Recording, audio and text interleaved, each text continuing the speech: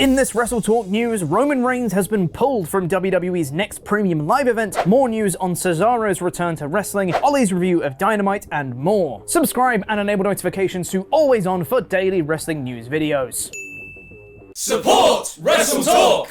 The status of Roman Reigns has been the talk of wrestling news this week, as he's been pulled from TV, never mind he's on TV, never mind he's off TV, never mind he's back on like he's doing the hokey cokey. There's been an update on the whole situation courtesy of Dave Meltzer on Wrestling Observer Radio, and it is quite interesting. The last we'd heard is that Roman Reigns has signed a new contract with WWE, and it allows him to work less dates, the majority of those being house shows, so his actual presence on TV would remain mostly the same, but this is not what Meltzer is saying now. Basically, Roman Reigns is not going to be on every pay-per-view. He's off the Chicago show, which is the next pay-per-view on June 5th, Hell in a Cell. He'll be doing pay-per-views this summer. Meltzer then clarified further that Reigns will essentially be used on the big stadium shows for WWE this year, meaning the likes of SummerSlam, Clash at the Castle, and probably a Saudi Arabia show not long after, and will be used on TV to build up to those stadium shows, but aside from that, we might not be seeing him much. Meltzer compared Reigns' situation to Brock Lesnar's, saying, "I think he's going to be on more shows than Lesnar, but not appreciably more." Randy Orton on Raw said that he and Riddle are going to be appearing on SmackDown to issue a tag title unification match challenge to the Usos. Never heard that one before, so perhaps this will be a way to have a big match in Reigns' absence at Hell in a Cell. However, according to Meltzer,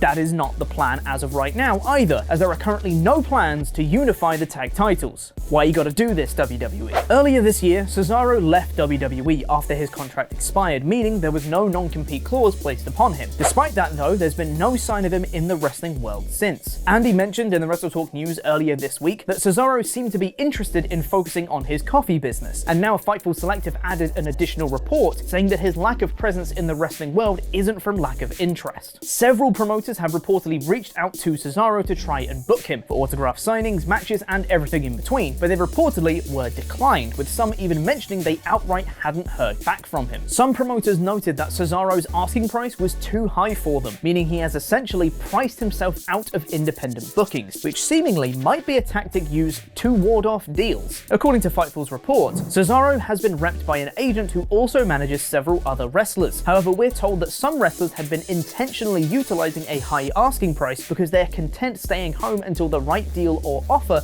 comes along after being on the road for so long. On WWE's side, Fightful reports that they wanted to keep Cesaro but couldn't agree on a deal, with Cesaro reportedly showing he knew his value and wasn't going to get himself into an unfavorable situation. Many fans have speculated that we could be seeing Cesaro as the surprise Joker entry into the men's Owen Hart Cup, but in the women's cup there's been some unfortunate news as Hikaru Shida has been pulled from the tournament. AEW taped this week's episode of Rampage following Dynamite as usual, and during that taping it was mentioned by Tony Schiavone during an in-ring interview segment that Shida had sustained an injury in her Philly street fight match with Serena Deeb and wouldn't be able to compete in the Owen Hart Cup. Shida will be replaced by Kris Statlander, as it was then revealed in that segment. Best wishes to Shida, hope you heal up soon. And now, hot tag to Ollie.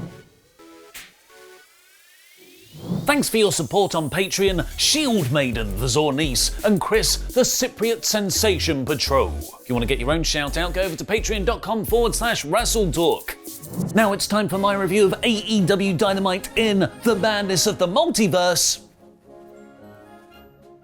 in about 5 minutes. The show opened on the first proper match of the Owen Hart tournament. Adam Cole, baby, versus It's All About the Bald, Dax Harwood. This was like watching NXT from another part of the multiverse, where Dash Wilder had become its top singles babyface wrestler, and was also that dimension's Bret Hart. He did his front turnbuckle bump full force, he hit pile drivers, he locked in the sharpshooter. So Adam Cole ingeniously made himself even more like Shawn Michaels, even tuning up the band pre-Superkick at one point, an incredible heel spot referencing HBK in a Hart family tournament. I don't know if you know, but Bret Hart and Shawn Michaels didn't used to like each other very much. Speaking of Harts, mine genuinely wanted Dax to advance, but he tapped to Michaels locking in his own sharpshooter. My heart is gonna get broken. I appreciate it being done with such style. Martha Hart was shown in the crowd throughout the show, which is some feat considering how sourly she turned on the wrestling industry after her husband so tragically died. Tony Khan should be commended. CM Punk couldn't even win over Long Island with a local sports team jersey. Again, having to work heel in MJF country victory against other hometown boy John Silver. Again in multiverse style, it was a tantalizing glimpse into heel Punk in the future. Whatever Hangman's actual relationship is with the Dark Order these days, this was a perfect match to showcase Punk, have a hometown loss that contributes to the heat, and take the next step into the world title feud, as Punk won with Hangman's buckshot lariat. This sparked an excellent post-match promo where Punk lent heavily into his own promo work from the MJF feud, making it incredibly rewarding for long-time viewers. He used to ask himself if he was a good guy. Today he asked himself if he was a champ. Punk extended his hand just like MJF did at the start of their feud, but Hangman flipped him the bird. Even AEW's undercard comedy feuds were on fire, as Danhausen made his in-ring debut next, losing in seconds to Tony Nese. Mark Sterling, who was the low-key MVP of this episode, cut a promo as Nese continued the beatdown for Hook to make the save and shake Danhausen's hand. Despite me not really getting Danhausen, which I believe is actually illegal to say on wrestling YouTube, I found myself very into Hookhausen as an odd couple tag team. They'll team against Nese and Sterling at the pay-per-view. On an episode of practically flawless segments, the best one came next, as Long Island's own MJF staged his and Wardlow's contract signing. There are genuinely too many awesome bits to list, but I'm gonna try. MJF ran a fake Dark Side of the Ring trailer about Wardlow's betrayal of him, complete with Jericho VO, Taz,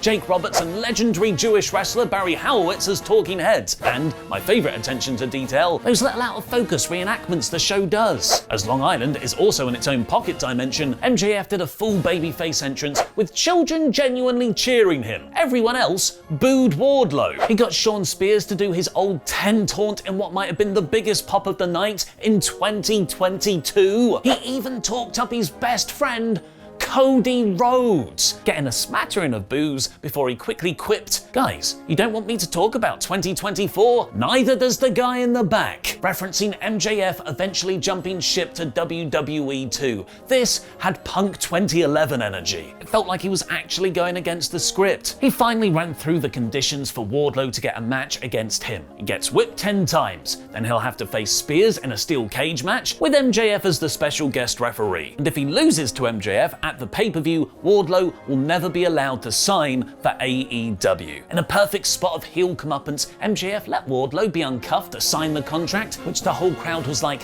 "Don't do that!" And Wardlow, of course, took out everyone, powerbombing Sterling through the table. It's one of my favourite segments AEW have ever done.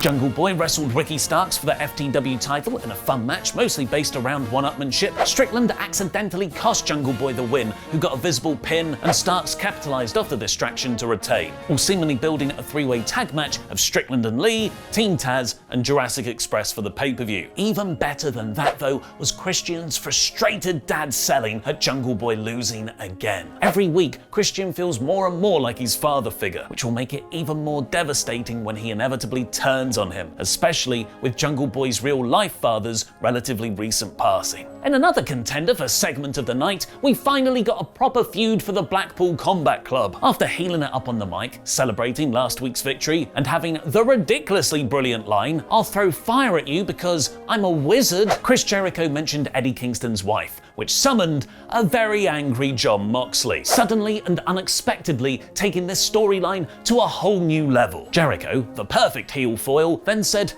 "There's only one of you, there's 5 of us," which obviously brought out the rest of the Blackpool Combat Club. But Jericho was still arrogant, pointing out, "There's 4 of you, 5 of us, we're still in the lead," which brought out a returning LAX, complete with Pink Eye Eddie Kingston variant, for a brawl which included drunk uncle at a wedding William Regal punching Jericho. The numbers are now very much equal, Kingston's ties with Moxley makes perfect sense, and there's the additional layer of a clash of philosophy, sports entertainment versus pro wrestling, for even more substance. The month's worth of the same backstage interview segment finally exploded into an actual match next, as Tony Storm beat Jamie Hayter to advance in the Owen Hart Cup. They have great hard-hitting chemistry together, but I would have preferred it to go a few minutes longer. And the main event saw Darby Allin versus Jeff Hardy, a rare dream match which still exceeded expectations. Sometimes when same-style wrestlers fight, it's somehow less than the sum of their parts. This however, was everything it needed to be and more, probably being Jeff's best match in years. Darby hit a huge swanton bomb off the ladder out the ring onto a bunch of chairs, then missed a coffin drop on the apron, but anything you can miss, Jeff can miss better, because almost as karma for the last few years of landing his full weight on swanton bomb victims, Jeff hit the steel steps off a swanton outside the ring. Shockingly though, Jeff then reversed Darby's coffin drop with a technical pin,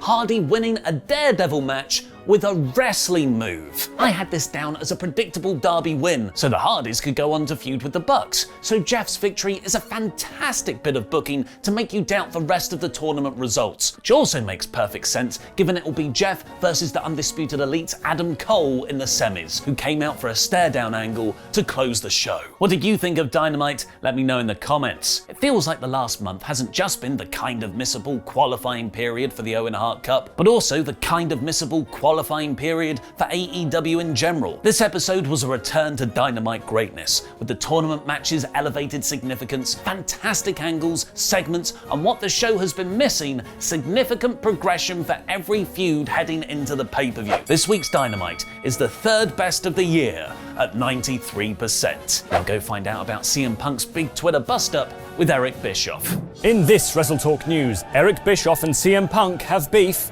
Vince Russo wants a job in WWE, Corey Graves wants a new job, and Luke will be reviewing last night's episode of NXT 2.0.